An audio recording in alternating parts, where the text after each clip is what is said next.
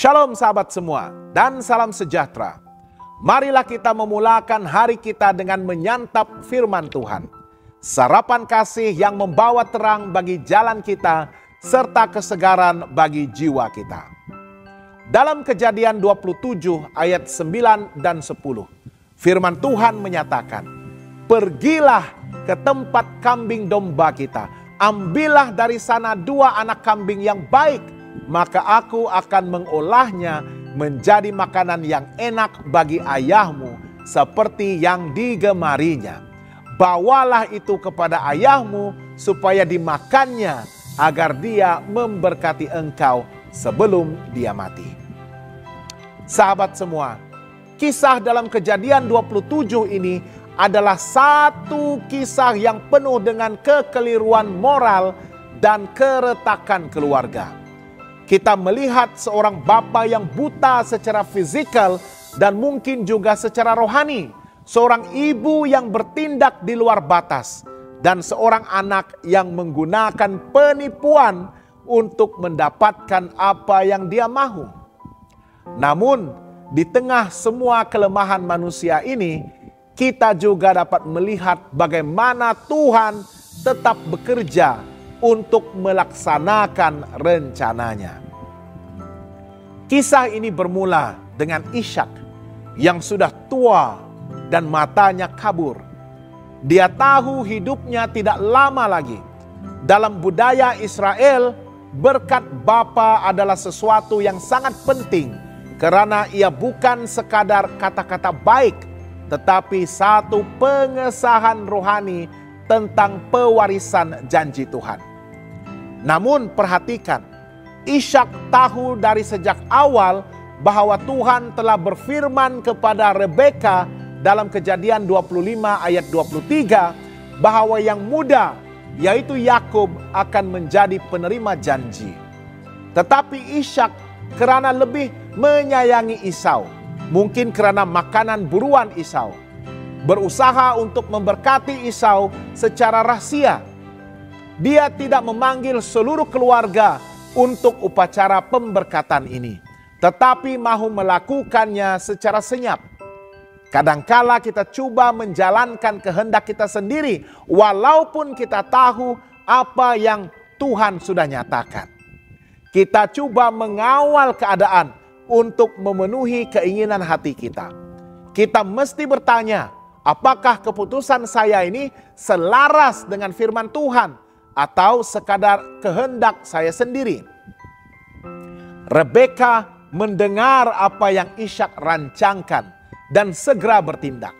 Dia tahu janji Tuhan adalah untuk Yakub, tetapi dia tidak sabar menunggu Tuhan bertindak. Jadi dia mengambil perkara itu ke tangan sendiri dan merancang tipu daya untuk membantu janji Tuhan digenapi. Dia mengajar Yakub untuk berpura-pura menjadi Esau, menggunakan pakaian Esau untuk memasak makanan seperti yang diminta Ishak. Walaupun niat Rebeka adalah supaya janji Tuhan terjadi, tetapi caranya salah. Berapa kali kita coba membantu Tuhan dengan cara kita sendiri. Kita mungkin berdalih, asalkan hasilnya baik, cara apapun tidak mengapa. Tetapi Tuhan tidak memerlukan bantuan kita dalam bentuk penipuan, manipulasi, atau jalan pintas. Dia memerlukan ketaatan dan kepercayaan kita, bukannya kehendak kita. Yakub akhirnya menuruti ibunya. Dia mungkin tidak sepenuhnya rela, tetapi dia juga menginginkan berkat itu. Ini menunjukkan bahwa apabila orang dewasa memberi contoh yang salah, anak-anak akan cenderung untuk menuruti tanpa bertanya apakah itu benar atau salah. Hasilnya, berkat itu memang jatuh ke tangan Yakub, tetapi keluarganya terpecah. Esau menjadi marah dan mahu membunuh Yakub. Rebeka kehilangan anaknya yang dia kasihi, dan Yakub harus melarikan diri selama bertahun-tahun. Ketika kita memperoleh sesuatu dengan cara yang salah, walaupun kelihatan berjaya di luar, hati kita tetap kehilangan damai.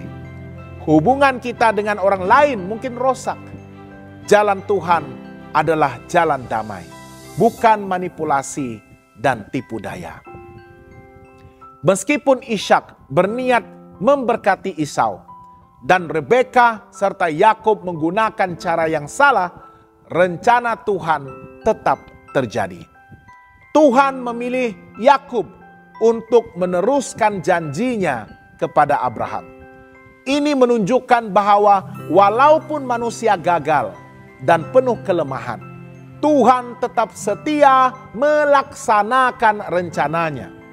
Tetapi alangkah lebih baik jika kita memilih untuk taat kepada Tuhan tanpa perlu melukai orang lain ataupun menggunakan tipu daya. Apakah pelajaran yang kita pelajari hari ini? Pertama, jangan jalankan kehendak kita sendiri dengan mengabaikan firman Tuhan. Meskipun kita mempunyai niat yang baik, caranya mesti benar. Kedua, jangan membantu Tuhan dengan jalan pintas. Percayalah bahwa Tuhan dapat melaksanakan janjinya dengan caranya sendiri pada waktunya. Ketiga, dalam keluarga penting untuk berkomunikasi dengan jujur, bukan bertindak di belakang satu sama lain. Rahasia dan manipulasi hanya membawa keretakan. Keempat, sekalipun kita pernah gagal atau membuat pilihan yang salah, Tuhan masih boleh memulihkan hidup kita jika kita kembali kepadanya dengan hati yang jujur. Sahabat yang dikasihi Tuhan, hari ini marilah kita belajar untuk mempercayai janji Tuhan, tanpa coba mengambil jalan pintas atau memanipulasi keadaan. Rencana Tuhan sentiasa lebih baik daripada rancangan kita sendiri. Mazmur 37 ayat 5 berkata, serahkanlah hidupmu kepada Tuhan dan percayalah kepadanya, dan Dia akan bertindak. Marilah kita percayakan hidup dan masa depan kita kepada Tuhan, dan biarkan Dia bertindak dalam cara yang benar. Jangan lupa untuk melayari dan subscribe saluran YouTube kami di youtube.com/@hopetv Malay. Tuhan memberkati dan selamat bersarapan.